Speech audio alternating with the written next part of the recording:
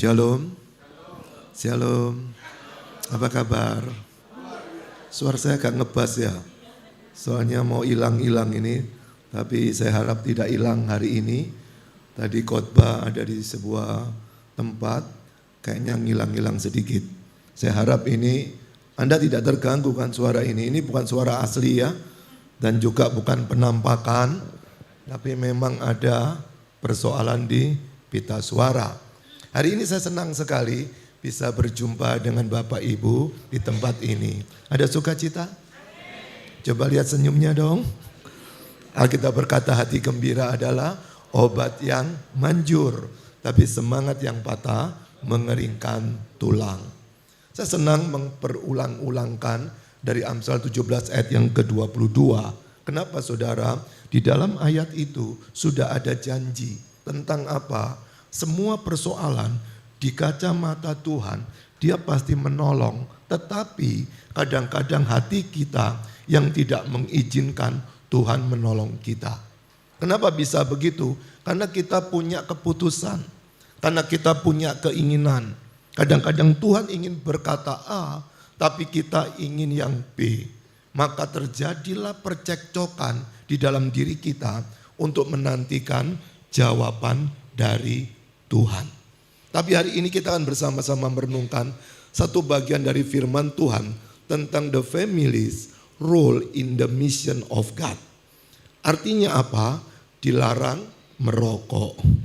Bukan kan? Hari ini kita merenungkan dari bagian ini tentang bagaimana peranan keluarga di dalam misi Allah untuk menjangkau suku-suku bangsa yang ada di dunia ini. Saudara yang dikasihi Tuhan, bagaimana manusia jatuh dalam dosa itu juga adanya family. Bukan sebelum mereka bersatu. Ketika ada Adam dan Hawa, disitulah baru suara saya enak ya. Saya kok dengar saya gak enak sendiri ya. Atau bassnya kecilin dikit ya. Saya dengarkan sendiri aja saya enggak serke. Saya pikir itu mungkin saudara juga enggak bahagia. Nah saudara yang dikasihi Tuhan, pada waktu Adam dan Hawa ada di Taman Eden, mereka adalah sebuah keluarga. Ketika Adam sendirian, maka di situ Tuhan Allah memberikan penolong untuk dia di dalam mengusahakan apa yang Tuhan percayakan di Taman Eden pada waktu itu. Namun apa yang terjadi? Orang yang sesungguhnya harus menolong mereka, yaitu Adam, tetapi dari situlah cikal bakal bagaimana mereka jatuh dalam dosa. Nah pada waktu jatuh dalam dosa, saudara tahu mereka berdua tidak pernah minta ampun ke Tuhan. Mereka tidak pernah datang kepada Tuhan.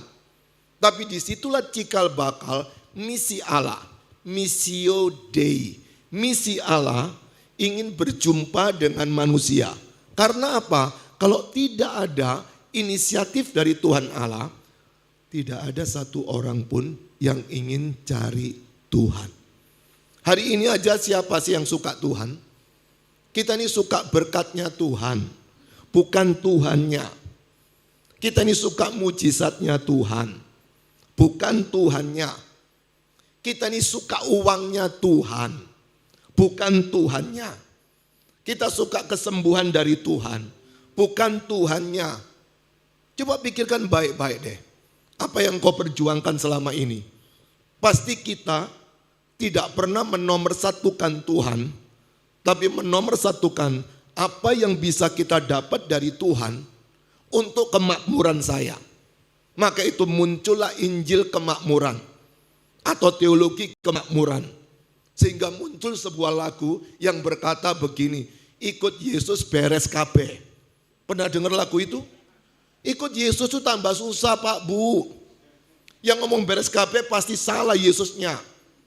Makanya dalam 2 Korintus 11 ayat 14 bisa dimunculkan tolong dong. 2 Korintus 11 ayat 14 itu berkata sebagai berikut. 2 Korintus 11 ayat 14 ayat yang keempat aja deh. Mundur sedikit. Sebab kamu sabar saja. Jika ada seorang datang memberitakan siapa? Yesus yang lain. Jangan-jangan yang mengatakan ikut Yesus beres kabeh, itu bukan Yesus yang lahirnya di Bethlehem. Tapi ada Yesus lain. Saudara tahu Yesus berkata kepada murid-muridnya, kamu mau ikut aku, pikul salib, tapi sebelumnya sangkal dirimu. Bukan cuma pikul salib, tapi menyangkal diri. Tahu menyangkal diri itu artinya apa? Saudara diolok-olok sama temen, gampang mengampuni.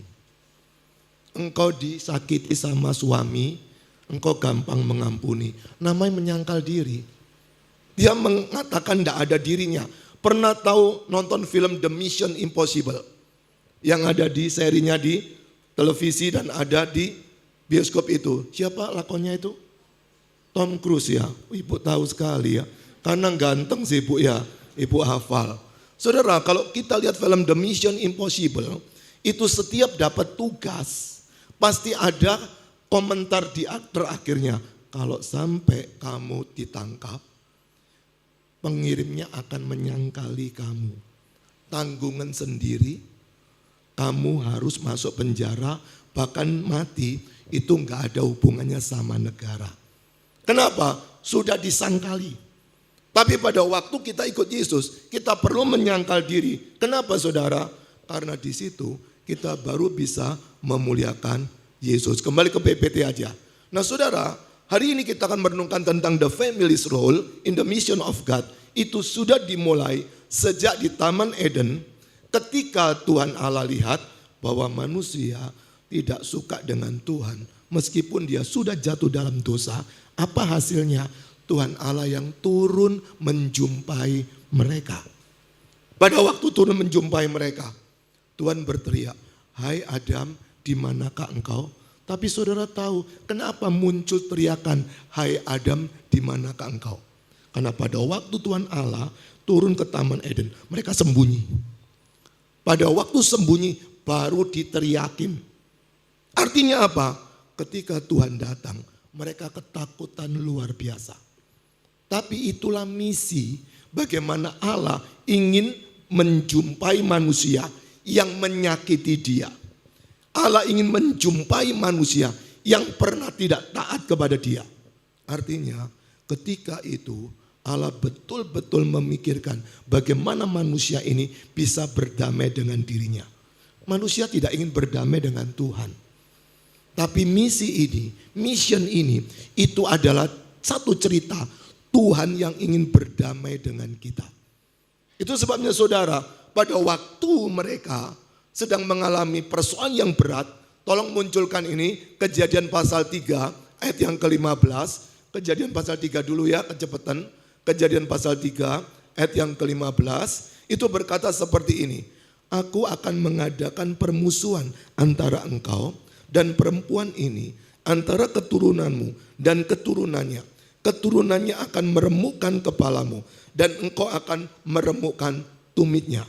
Saudara, dari bagian ini sudah menjelaskan satu proklamasi perlawanan sampai suatu hari nanti akan munculnya Kristus di atas kayu salib. Artinya Yesus itu jadi kurban di atas kayu salib bukan jasanya Yudas, tetapi menggenapi nubuatan ini. Bukan karena Yudas yang menyerahkan, tapi ada nubuatannya ini. Saudara, Tuhan Yesus itu kan sudah tahu bahwa Yudas pasti akan mengkhianati dia. Begitu kan? Karena dia adalah Allah. Lalu ada yang tanya gini, apakah Yudas itu memang dipilih untuk binasa? Ditetapkan untuk binasa. Saudara, dalam kemahatauan Allah, pasti dia tahu orang ini akan melawan dia. Lalu ada yang berkata begini, kalau begitu buat apa kita menginjili orang-orang itu? Kalau memang sudah tahu mereka pasti binasa, maka kita perlu belajar dari Yesus. Kalau engkau percaya Yudas sudah dipilih untuk binasa, tapi sama Yesus dipanggil dulu, dilayani dulu. Sampai dia menolak Yesus ketika selesai perjamuan menjelang Paskah tersebut. Artinya apa? Meskipun Yesus sudah tahu bahwasanya Yudas suatu saat nanti akan mengkhianati dia, tapi Yesus tetap manggil untuk dilayani. Saudara, itu misi. Misi tidak peduli siapapun orang itu, mau mengkhianati atau tidak, mau menyakiti atau tidak. Tapi Allah begitu mencintai manusia, maka dia turun ke dalam dunia untuk menyelesaikannya. Saudara, di Taman Eden, dia turun ke Taman Eden. Pada waktu turun ke Taman Eden, mereka sudah dibereskan. Kemudian mereka sudah diselesaikan relasinya dengan Tuhan. Dosanya sudah diampuni. Tapi konsekuensinya, akibatnya tetap ditanggung. Apa itu? Mereka tetap harus keluar dari Taman Eden. Jadi ingat ya, dosa diampuni. Konsekuensinya masih ditanggung. Dosa diampuni, tapi tanggung jawabnya tetap dipikul. Maka itu pada waktu kita ada kesempatan untuk hidup kudus, jangan coba-coba suka berkata berbuat dosa enggak apa-apa kok. Tuhan pasti mengampuni, iya mengampuni. Tapi konsekuensinya tetap ditanggung. Berapa lama saya tidak tahu. Tapi yang tahu adalah Tuhan. Artinya apa? Jangan coba-coba bermain dosa di hadapan Tuhan. Itu akan mengalami atau mempersulit diri kita masing-masing. Seperti saya ngomong ini juga sulit loh ya. Kenapa? Saya harus keluarkan nafas supaya bisa keluar dari mulut. Kalau enggak, suaranya enggak keluar. Kalau saya ngomong pelan-pelan engkau dengar, itu mujizat. Ya saudara-saudara, apa dengarkah? Itu mujizat kalau engkau dengar. Tapi saudara, ini sulit. Maka pada waktu Tuhan Allah tahu betapa sulit untuk menjangkau manusia, dia tetap mencintai Adam. Saudara, pada waktu Adam dan Hawa sudah keluar di Taman Eden, saudara kalau lihat dalam kitab Kejadian, mereka beranak pinak. Lalu di dalam pasal yang ke-6 dan pasal 7 ada peristiwa beratnya luar biasa. Maka Allah turun ke dalam dunia ngomong kepada Nuh. Nuh, buatlah bahtera. Kamu masuk Nuh ke dalam bahtera itu. Saudara, betapa Tuhan mencintai. Berapa yang diselamatkan? 8. Hanya 8. Tapi Tuhan tetap mengasihi mereka. Meskipun dia sakitnya luar biasa, dia sudah menciptakan manusia, dia dikhianati. Coba bayangkan, engkau baru menikah dengan seseorang, engkau membangun cintamu, lalu tahu-tahu suamimu selingkuh, sakitnya seperti apa? Tahu-tahu istrimu selingkuh, sakitnya seperti apa? Tuhan merasakan itu dulu daripada kita, Pak Bu. Maka pada waktu mereka sudah dihabiskan, dari Nuh muncullah anaknya Sem, Ham, Yafet. Tapi saudara tahu, tidak lama mereka membangun menara Babel. Dan di situ puncaknya Tuhan marah lagi dengan mereka. Tuhan menolak mereka. Maka muncullah Kejadian 12 ayat pertama sampai yang ketiga. Hari ini kita akan merenungkan dari bagian ini tentang satu kisah, the family's role in the mission of God, atau peran keluarga dalam misi Allah. Kita baca sama-sama bagian ini ya, amin. Saya tak minggir dulu, tak ngedem-ngedem suara saya. Saya undang saudara bangkit berdiri aja, biar emosi sama saya. Orang emosi batal gak jadi ngantuk. Siap membacanya ya? 2, 3.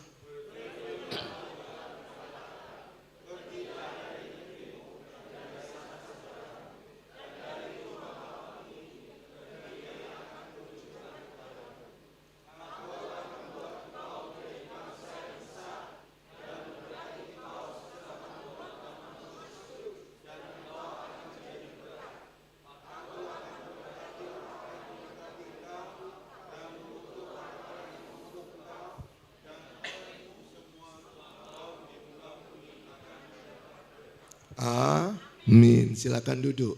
Berbahagia kita yang sudah membaca atau mendengarkan suara tetangganya tadi. Simpanlah baik-baik ayat-ayat tersebut. Nah, saudara yang dikasih Tuhan, Kejadian 12 ayat pertama sampai yang ketiga itu pasti digenapi Allah untuk bangsa Israel karena ini adalah janji. Perhatikan saudara, di ayat yang kedua sampai yang ketiga itu ada 7 janji yang Tuhan berikan kepada si Abram, belum Abraham. Nanti jadi Abraham itu pasal 17. Ini masih Abram. Pertama, aku membuat engkau menjadi bangsa besar, memberkati engkau, serta membuat namamu masyhur, dan engkau akan menjadi berkat. Ada 4 janji di pasal yang kedua. Lalu pasal ayat yang kedua, di ayat yang ketiga, aku akan memberkati orang-orang yang memberkati engkau, dan mengutuk orang-orang yang mengutuk engkau, dan olehmu semua kaum di muka bumi akan mendapat berkat. Ada 3. 4 tambah 3 jadi 7. Ada 7 janji yang pasti akan digenapi. Hari ini saya tidak sedang menjelaskan tentang penggenapan ini. Pak Gembala itu ahlinya untuk menjelaskan ini. Yang pertama itu bisa digenapi pada masa Daud. Tapi ada yang berkata itu digenapi pada masa sekarang. Tapi bisa juga digenapi pada kerajaan 1000 tahun. Itu ada topik tersendiri. Nanti Pak Gembala yang akan mengajar itu tidak bisa langsung, itu harus berseri.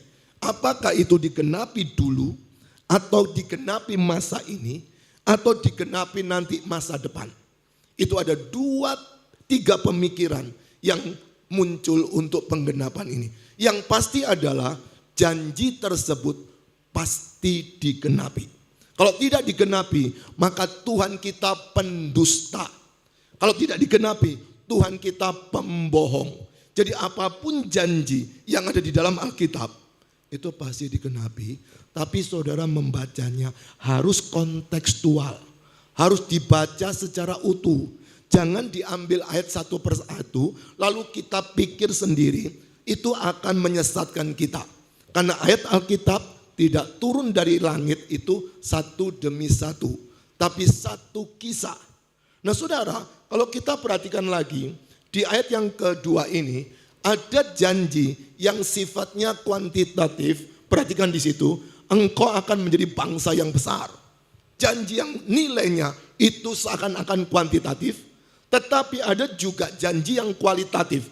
Akan membuat namamu masyhur, terkenal, kualitasnya masyhur. Tapi ada janji pula menjadi berkat bagi orang banyak di ayat yang ke-13. Jadi saudara, ada 7 janji itu dikelompokkan. Bisa untuk janji yang sifatnya hitung-hitungan kuanti. Tapi ada janji yang sifatnya terkait dengan kuali. Tapi ada janji untuk semua orang di muka bumi ini. Oleh sebab itu saudara, ini tema yang sangat dalam ketika membicarakan Kejadian 12 ayat pertama hingga yang ketiga. Tapi saat ini saya bikin ringan, next. Ada 3 hal peran keluarga dalam misi Allah. Saudara, di ayat yang pertama, di situ ada hal yang dikatakan Tuhan, berfirmanlah Tuhan. Ingat saudara, ketika Tuhan berfirman pada waktu itu, sesuatu yang menarik adalah si Abram percaya. Pada waktu Tuhan berfirman, si Abram tahu yang memberikan firman itu bisa dipercayai. Padahal pada waktu itu saudara, belum ada kitab suci yang begitu detail seperti yang kita pegang saat ini. Tapi Abram langsung percaya bahwa yang ngomong ini pasti gak gongpe, pasti gak bujui, pasti gak bohong. Maka kalau kita lihat ketika Tuhan berfirman, apa yang sedang ditunjukkan ini, kalau itu memang dari Tuhan, selayaknya kita perlu berjuang untuk percaya. Penggenapannya kapan? Belum tentu di masa sekarang, mungkin nanti masa akan datang. Belum tentu masa akan datang, nanti di cucu kita. Artinya apa? Apa yang Tuhan katakan, Itu Tuhan yang membela firman-Nya. Tuhan yang menjaga firman-Nya. Itu akan digenapi. Nah, pada waktu kita lihat di ayat yang pertama ini, ada banyak orang pada waktu itu, tapi kenapa Tuhan ini kok milih untuk bicara sama Abram? Pada waktu ada begitu banyak manusia saat itu, kenapa si Abram ini yang saat itu kan belum jadi orang Yahudi? Yahudi kan belum ada. Tapi tiba-tiba dia memilih Abram untuk menjadi wakil Tuhan melalui satu bangsa yang namanya Yahudi. Kan ada banyak orang. Maka dari itu saudara, kalau Tuhan ingin bekerja pada seseorang, itu sifatnya prerogatif, hak asasinya Tuhan. Jangan kita berkata, kok mesti aku? Kenapa kok enggak orang itu? Saudara, di tempat ini, kalau saudara melayani semakin sibuk, biasanya tambah sibuk. Yang nganggur tambah nganggur. Coba rasain. Sekali saudara menolak pelayanan, nganggur. Tapi kalau engkau sibuk, coba rasakan, ada aja. Nanti satu doakan orang waras, tetangganya sing loro. Nanti waras, nanti yang sana lagi. Enggak selesai-selesai. Siapa pernah ngalami seperti ini? Seakan-akan enggak selesai-selesai kan? Tapi kalau sekali kita malas, ya udah kamu enggak mau enggak apa-apa. Tuhan itu tidak suka maksa orang tanpa kerelaan dia. Enggak ada orang kerasukan Roh Kudus. Yang ada kerasukan roh halus. Jadi ketika Roh Kudus bekerja, dia tok. Dia permisi. Apakah engkau mengizinkan? Hari ini kalau engkau sakit hati sama seseorang, Tuhan pasti ngetok, ampuni. Kalau enggak mau, dia enggak maksa kok. Pada waktu lampu merah kuning hijau, hati nuranimu akan berkata berhenti. Meskipun enggak ada polisi. Tapi ada Tuhan yang melihat. Tapi kalau engkau melanggar, dia biarkan aja. Kenapa? Tuhan tidak pernah memaksa kita. Karena setiap kita punya pilihan bebas. Mau melawan Tuhan atau tidak. Di awal saya sudah ceritakan tentang Yudas. Saudara, Yudas itu betul-betul kita tahu dan banyak orang berkata dia pasti ke neraka. Oleh sebab itu, apakah Yesus sebagai Allah, dia tidak tahu bahwa Yudas suatu hari akan mengkhianati dia? Dia pasti tahu kan? Tapi Yesus tetap memanggil dia dan melayani dia. Itu sebabnya hari ini kalau engkau sedang melayani seseorang dan orang itu malas, layani tetap. Seakan-akan tidak ada harapan. Sabar. Mungkin umur 79 dia baru tobat. Dan 80 dipanggil Tuhan. Jadi sabar. Dan engkau punya mahkota. Kalau masih ada 1 tahun lumayan loh. Ada yang dipanggil Tuhan. Lalu dipanggil beneran. Tahu? Jadi sudah sekarat dia. Baru menerima panggilan Tuhan. Aku mau terima Yesus. 1 jam kemudian dia dipanggil beneran. Jadi ada 2 panggilan. Kalau saat ini engkau sedang dipanggil Tuhan. Untuk membuat keluarga Anda permisi bagi Tuhan. Caranya bagaimana? Belajar beriman kepada Tuhan. Dikatakan di situ, pergilah dari negerimu dan dari sanak saudaramu dan dari rumah bapamu ini ke negeri yang akan kutunjukkan kepadamu. Saudara tahu, ketika orang mau pindah rumah, pasti ditanya, istrinya tanya atau suaminya tanya, orang tuanya tanya. Kamu mau pindah rumah kemana? Enggak tahu.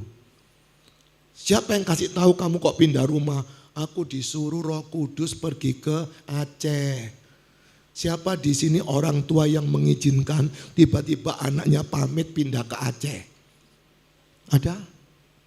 Siapa orang tua di sini yang mengizinkan tiba-tiba anak itu berkata, aku mau pindah ke Afrika? Ada yang setuju? Anda kan berkata, mikir. Kenapa Abram tidak mikir? Karena dia percaya kepada firman. Apakah istrinya enggak teriak-teriak? Apakah orang, belum ada anak dia, ada ponakan namanya Lot. Apakah enggak tanya juga? Ngapain ke sana? Udah enak di sini kok. Apa pentingnya ke sana? Saudara, pergumulan ini adalah permulaan bagaimana dia sedang mengerjakan misi Allah. Mengerjakan misi Allah enggak semuanya beres, malah cari masalah. Mengerjakan misi Allah enggak semuanya enak, tapi engkau cari persoalan. Saya kasih contoh. Tiba-tiba engkau pulang ke rumah, beritakan Yesus kepada keluargamu di rumah. Dimusuhin kan? Apalagi kalau engkau tiba-tiba bersemangat saat ini. Beritakan Yesus keluar sana, ada orang bermasalah kan? Siapa bilang ikut Yesus beres kabeh? Tambah golek molo, tambah cari masalah. Kenapa? Ikut Yesus beneran tuh beritakan Yesus. Bukan cuma aku, semuanya ke aku. Tapi bagaimana berbagi kepada suami, berbagi kepada istri, berbagi kepada anak, kepada mertua, kepada besan, kepada driver Anda, kepada asisten rumah tangga Anda, kepada orang-orang di sekitar Anda. Males ngomong, tapi engkau harus ngomong. Kenapa? Karena itu misi Allah, membawa engkau tidak bisa tidak ngomong, memberitakan Injil tersebut. Misi yang sejati saudara akan menggerakkan orang itu. Sehingga Abram pergi dari negerimu, dari kenyamanan kita, dari zona kita yang enak. Kita harus tinggalkan itu. Saudara, saya bisa aja ngomong ke Pak Gembala, sorry Pak, suaraku hilang. Tapi saudara tahu, mungkin ini terakhir kali saya khotbah dengan Anda. Mungkin. Bukan saya dipanggil Tuhan duluan, saudara. Jadi jangan mikir saya. Jangan-jangan ini pertemuan kita terakhir ya. Maka itu saya cepat datang. Makanya pulang ke rumah. Lihat wajah suamimu baik-baik. Sisa berapa lama ya orang ini ngerepoti aku ya. Lihat wajah istrimu baik-baik. Sisa berapa lama menjengkelkan aku. Semuanya ada waktunya. Saya rindu setelah pulang dari tempat ini. Engkau beritakan Yesus kepada orang-orang yang ada di sekitarmu. Banyak cara untuk memberitakannya. Tapi yang pasti tetap harus berkarya. Yang kedua, peran keluarga dalam misi Allah. Kita suka tidak suka harus melakukan sesuatu. Aku akan membuat engkau menjadi bangsa yang besar dan memberkati engkau serta membuat namamu masyhur dan engkau akan menjadi berkat. Saudara yang dikasihi Tuhan, dalam sejarah perkembangan Israel, sejak dulu sampai dia merdeka tahun 48, itu ada satu bahasa namanya bahasa Ibrani yang dimiliki oleh orang Israel. Sudah tidak dipakai begitu lama karena negaranya tidak ada. Tapi ketika tahun 48 bahasa itu bisa kembali utuh lagi. Coba cari Anda dari suku apa di Tiongkok. Kalau bahasa itu sudah nggak dipakai 100 tahun lebih, hilang yang pakai. Tapi bahasa Ibrani tetap dipakai dan hari ini kalau Anda pergi ke Israel, mereka mempergunakan bahasa Ibrani tersebut. Itu kalau bukan pemeliharaan Tuhan, nggak mungkin bisa. Makanya itu keajaiban yang luar biasa. Bagi ahli bahasa, dia berkata, nggak mungkin ini bahasa harusnya hilang. Tapi kenapa nggak hilang? Itu sebabnya pada waktu kita sedang beriman kepada Tuhan dan kau mengikuti cara kerja Tuhan, maka yang terjadi, dia tidak pernah meninggalkan kita. Dia tidak pernah membiarkan kita. Dia terus menjaga kita. Dan ada the helper, namanya Holy Spirit. Ada Roh Kudus yang akan jadi penolong kita. Dia tidak pernah meninggalkan kita. Kenapa? Dia tahu kalau ditinggalkan, kita nggak berdaya. Kita nggak mampu. Ditolong sama istri aja masih ribut kok. Maka itu Roh Kudus nolong sendiri. Untuk apa? Membuat kita berkarya bagi misi Allah. Saudara, pada waktu bicara tentang berkarya ini, ada yang sifatnya physically, tapi ada yang sifatnya spirituality. Ada yang sifatnya fisik kita bersemangat luar biasa. Tetapi jangan lupa, di dalam kekuatan fisik kita, kita perlu terus meneriakkan tentang siapa Yesus kepada orang-orang di sekitar kita. Itu sebabnya hari ini, kalau engkau punya keluarga, tapi belum keduanya itu memiliki Yesus, memang perjuangannya lebih berat. daripada suami istri yang sudah sama-sama punya Yesus. Saudara, pada waktu saya konseling pranikah, ketika saya bertanya kepada mereka yang rencana menikah, kenapa kamu menikah? Aku ingin bahagia. Saya bilang, batalin aja pernikahanmu. Gak mungkin bahagia. Tanya orang tuamu itu loh, berapa kali kepingin cerai, kepingin pegatan, kepingin liven itu.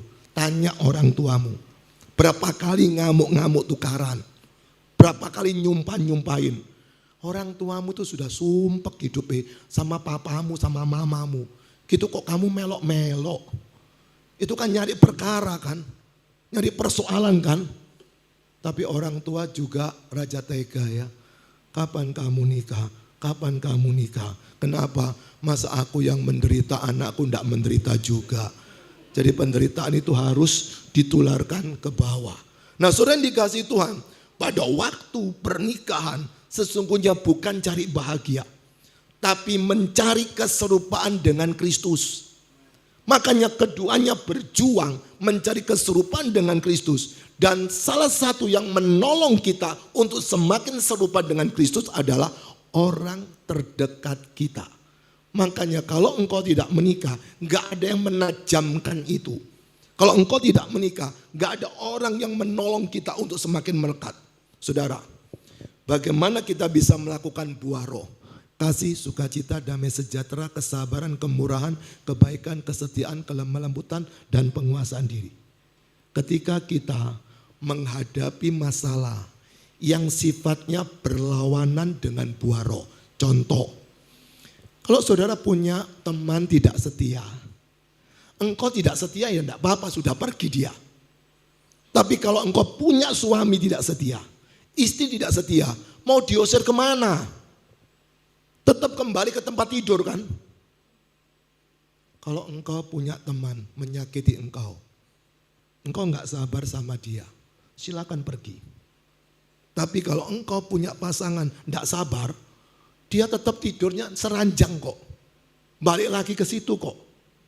Maka disitulah engkau sedang besi menajamkan besi. Manusia menajamkan sesamanya. Maka kalau engkau ingin menjadi satu pribadi yang utuh, berkeluarga, itu adalah kan membentuk kita, bukan membentuk dia, membentuk saya. Saya dibentuk oleh istri saya itu bertahun-tahun. Kenapa? Karena dia begitu mengasihi saya dengan sifatnya yang keras, membuat saya harus belajar bersabar untuk tidak menjadi pembalas, untuk tidak menjadi pemarah. Itu butuh bertahun-tahun, bukan 1-2 tahun, bertahun-tahun. Maka dari itu, kalau hari ini kau punya pasangan yang menjengkelkan, bersyukurlah. Amin. Iya, karena itu alat fitness yang membentuk rohani Anda. Tahu alat fitness? Itu untuk menyehatkan fisik kita. Demikian keadaan di keluarga itu menguatkan rohani Anda. Kalau engkau fitness kemudian capek, istirahat toh. Makanya pada waktu engkau sedang menghadapi konflik dengan pasanganmu, kalau capek istirahat, bukan cerai, istirahat. Gimana istirahatnya? Coba engkau berdoa sendiri, atau engkau mungkin ke bukit doa. Silakan istirahat sejenak. Tidak usah mikir kerjaan, tidak usah mikir siapa-siapa. Laporan ke big boss di atas. Biar big boss yang berkarya. Kalau dia berkarya saudara, itu risikonya berat. Kenapa? Orang yang engkau doakan bisa dipanggil sama dia. Ini kamu ngerepoti ya anakku. Panggil lah, repot kan. Suatu hari saudara ada seorang ibu. Kemudian dia curhat. Pak, suaminya itu hobi selingkuh dan mukul. Kemudian tanya saya, apa yang harus saya lakukan? Ampuni. Hah? Ampuni Pak. Jawaban Bapak ini kayak pada umumnya. Apalagi yang lainnya Pak? Doain. Wah semua juga ngomong gitu Pak. Apalagi Pak? Sabar. Sama Pak. Yang beda. Mau beda bener. Mau beda. Doa gini, Tuhan. Kalau memang dia menyiksa aku, menyakiti aku. panggillah dia Tuhan. Wah, kalau berani seperti itu, beda nanti hasilnya. Oh jangan Pak, kalau itu jangan Pak. Ya enggak apa-apa, nikmati penderitaanmu kan. Bisa ngerti maksud saya? Kita ini inginnya enaknya di pihak kita, bukan enaknya di pihak Tuhan. Makanya seringkali kita menghadapi pergumulan, tak pernah selesai. Itulah saatnya engkau menggerakkan misi Allah di dalam hidupmu. Anggap aja suamimu itu domba yang terhilang. Anggap aja istrimu seperti itu. Pak Gembala ini susah mikirin Anda. Mikirin istrinya aja susah kok.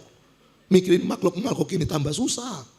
Makanya berapa banyak asyar itu sama istrinya kan enggak pernah kok tambah langsing ya. Nanti kalau ada orang lain lewat dia jadi asyar, dia senang sekali. Ibu tambah langsing ya, istri tak dipuji. Tapi istrinya orang dipuji dia. Wah maka itu kalau milih asyar pasangan Pak Gembala. Supaya mau muji batal dia. Kenapa? Ada bahaya, ada singa di samping kan. Tapi kalau singanya enggak ada, dia bisa puji. Sama juga nanti sang ibunya ada om lewat. Aduh om, tambah lama tambah muda, ganteng ya. Tapi suaminya enggak diomongin seperti itu. Kenapa saudara bisa seperti itu? Maka dari itu pada waktu kita sedang menghadapi persoalan, disitulah kesempatan kita berkarya. Bagaimana Injil itu bisa diberitakan bagi siapa saja, orang-orang yang di sekitar kita sekalipun. Dan B yang terakhir, B pertama tadi apa saudara? Beriman. B yang kedua, berkarya. Beriman vertikal. Kemudian berkarya horizontal. Dan yang terakhir ketiga, bersyukur sentral dalam diri orang itu. Firman Tuhan berkata seperti ini.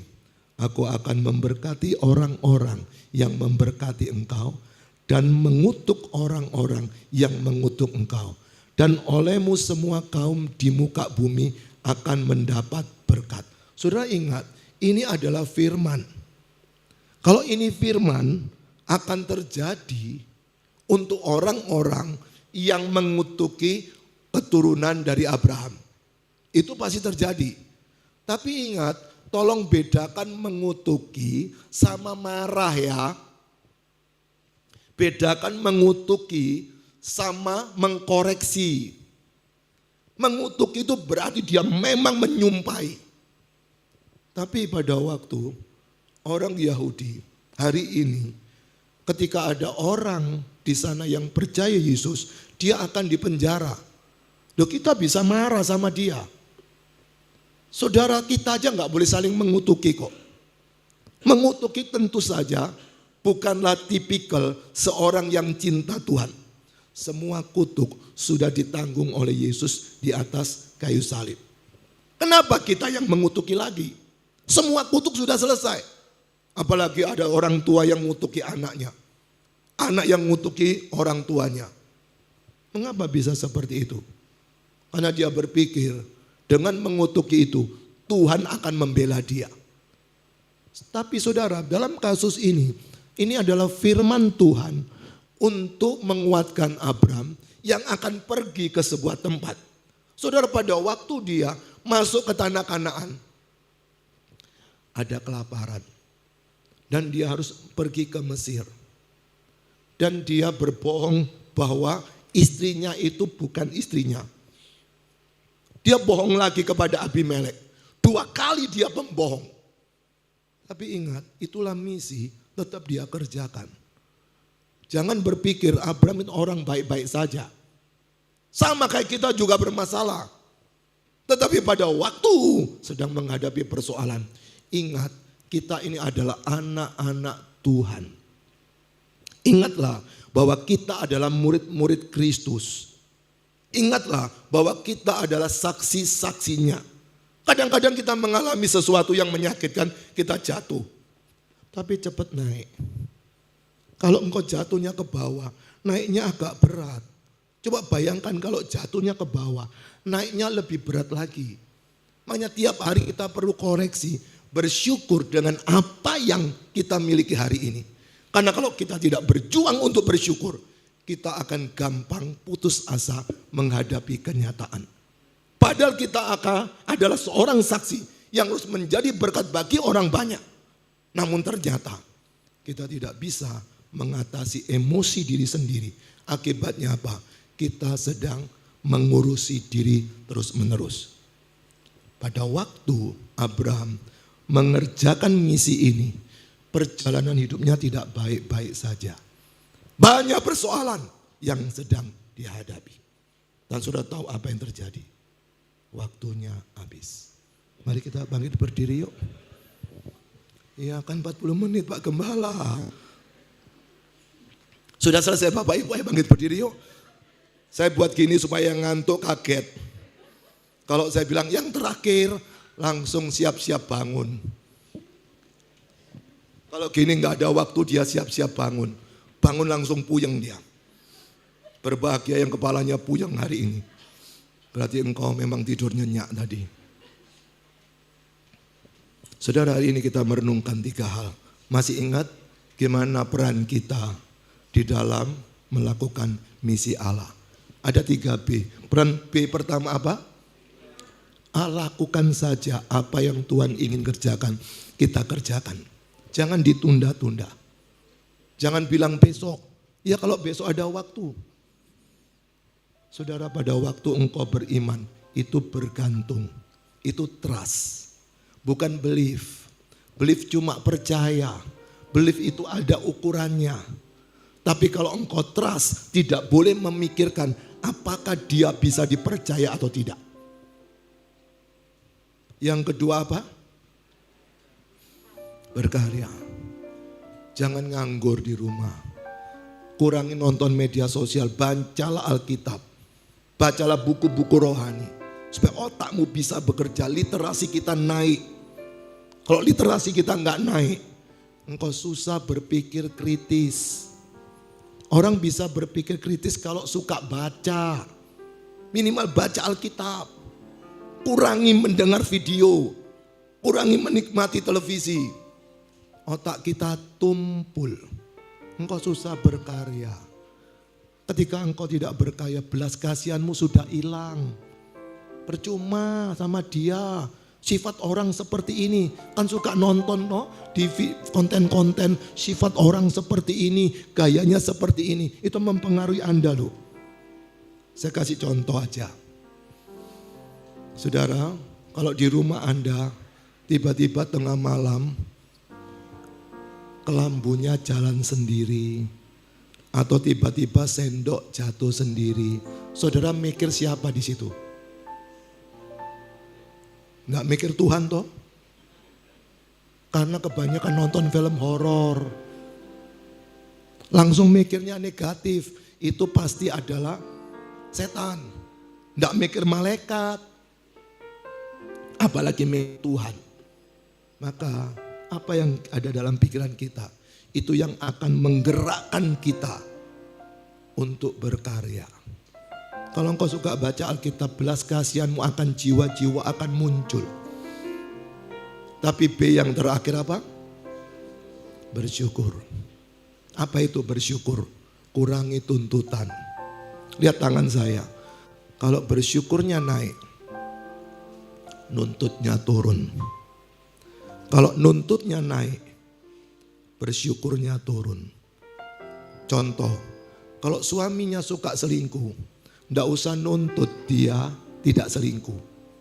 Bersyukur aja buat suami seperti itu. Bawa dia ke Tuhan, biar dia yang berkarya. Sehingga pada waktu engkau marah, marahnya tidak memukul dirimu. Engkau bisa bersyukur. Sakit hati, betul. Tapi engkau bersyukur. Bersyukurnya naik. Nuntutnya turun. Nuntutnya banyak, syukurnya turun. Kalau enggak percaya coba praktekkan. Kalau engkau nuntut penyakitmu sembuh, engkau susah bersyukur dengan keadaan kita. Hari ini saya tidak tahu dolar berapa. Kalau sampai Pertalite 20.000 dan dolar 20.000, dengar baik-baik. Inilah kesempatan terindah orang yang rohaninya bagus bersaksi keluar. Tapi kalau dolarnya baik-baik, ekonomi baik-baik, engkau mau bersaksi bagaimana? Semuanya nyaman. Ini kesempatan bagi orang yang rohaninya baik menikmati gelombang ini. Coba lihat para misionaris yang pergi ke Afrika. Lihat para misionaris yang pergi ke Papua. Kebanyakan orang-orang kulit putih. Itu tempat yang tidak enak. Ini kesempatan kau memberitakan Yesus. Ketika orang sambat, ketika orang teriak-teriak, bilang semua dalam kedaulatan Tuhan. Silakan duduk kepalamu sejenak. Saya berikan waktu masing-masing berdoa kepada Tuhan.